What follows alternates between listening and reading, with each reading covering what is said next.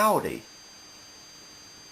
For almost every toy line that has a Starscream in it, there's usually a Seeker-based repaint.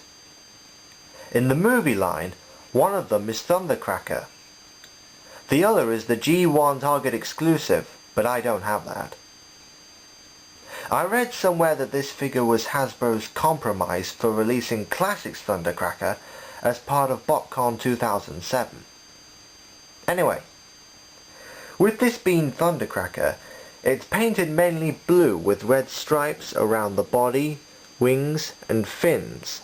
There are also tiny silver Decepticon symbols on the fins, which are a nice touch. Transparent orange plastic has been used for the cockpit and is outlined in silver. It creates a nice contrast, as do the black launchers underneath, with the grey missiles stored in them. Compared with Starscream, it's generally a more vibrant paint job, though not necessarily a realistic one. Either way, I like it better than the original's colour scheme. Mould-wise, it still suffers from lots of undercarriage junk and the lack of real jet engines at the rear.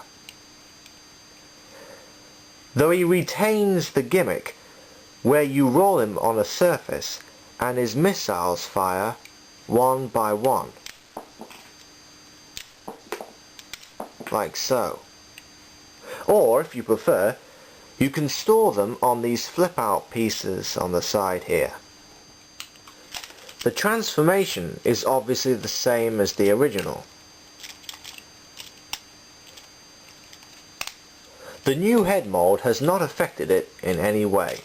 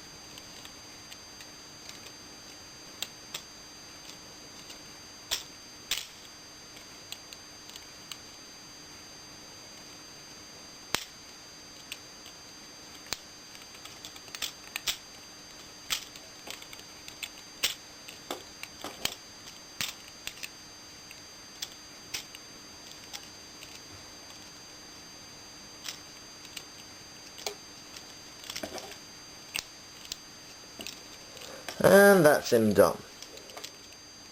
In robot mode, Thundercracker retains his fairly vibrant paint job, with the grey, black and blue on his limbs creating an even nicer contrast than in jet mode. Also, the wing automorph reveals some silver painted mold detailing to break up the blue and red a bit.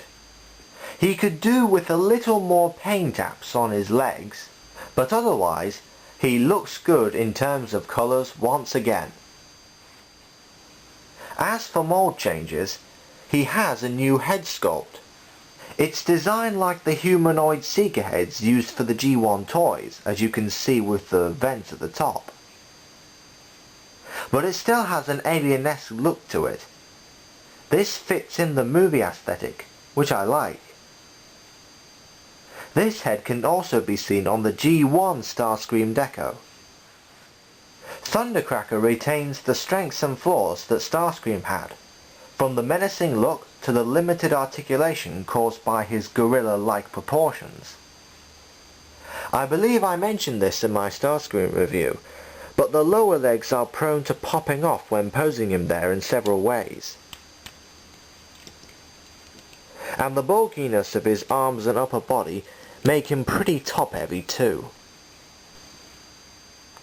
Overall, the mould still isn't great, but at least this one looks a little better. And the head is a nice homage too. I recommend Thundercracker over the original movie Starscream. Whether you get this or the G1 Target exclusive will probably boil down to colour preference. That's all for now. I'll return to do another video ASAP, but until then, till all are one.